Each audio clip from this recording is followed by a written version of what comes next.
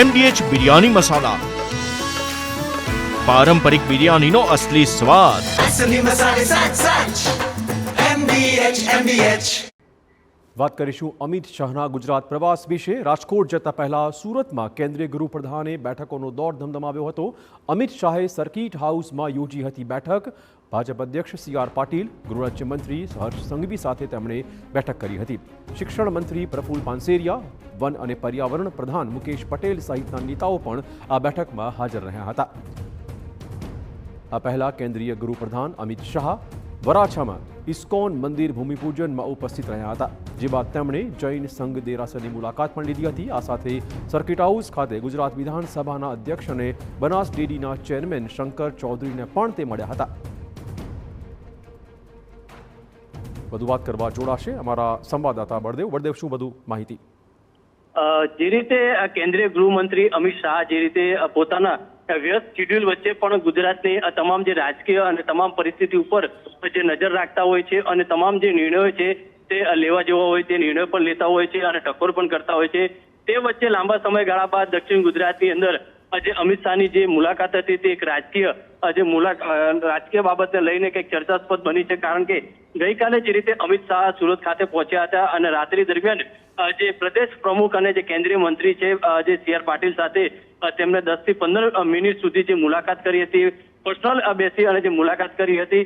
અને વહેલી સવારે આજે જે રીતે કહી શકાય કે સર્કિટ હાઉસ ખાતે જે ગુજરાત રાજ્યના જે ગૃહમંત્રી છે હર્ષ સંઘવી પણ તે પહોંચ્યા હતા અને તેમની સાથે પણ વ્યક્તિગત એક 15 થી 20 મિનિટ સુધી જે મુલાકાત કરી હતી. અને તેની અંદર જે કેટલાક રાજકીય જે લોકો છે તેમના જે રિપોર્ટ લીધાની વાત સામે આવી રહી છે.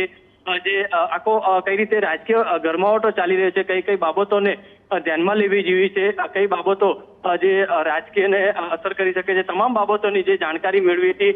કારણ કે ગુજરાત રાજ્યના ગૃહમંત્રી હર્ષ સંઘવી, જે શિક્ષણ મંત્રી પ્રફુલ્લભાઈ હતા, જે મુકેશભાઈ પટેલ હતા, આ તમામ જે પણ ચર્ચા થયા હોવાની જે વાત છે.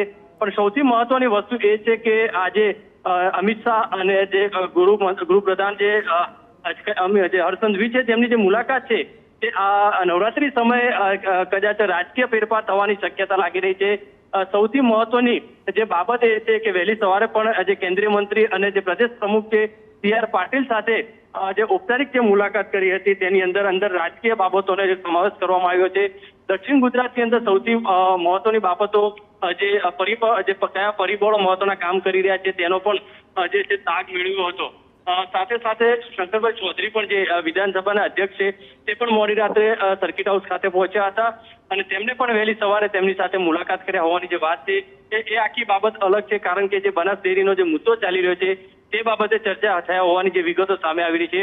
પણ જે રીતે CR પાટીલ અને જે ગૃહમંત્રી સાથેની જે મુલાકાત છે તે આવનારા સમયે જે ગુજરાતના રાજકીય બાબતની અંદર કદાચ નાના મોટા ફેર થવાની સંપૂર્ણ શક્યતા લાગી રહી છે. જી ધન્યવાદ બળદેવ તમામ જાણકારી બદલ. તો આજની જે બેઠક હતી તે અતિ મહત્વપૂર્ણ એટલા માટે પણ છે કે હવે નોરતા શરૂ થઈ ગયા છે ને ત્યારે ગુજરાત રાજ્યમાં કોઈ રાજકીય ઉથલ પાથલ શક્ય છે અને કદાચ આ જ વાતના સંકેત આજની આ બેઠક આપી રહી છે.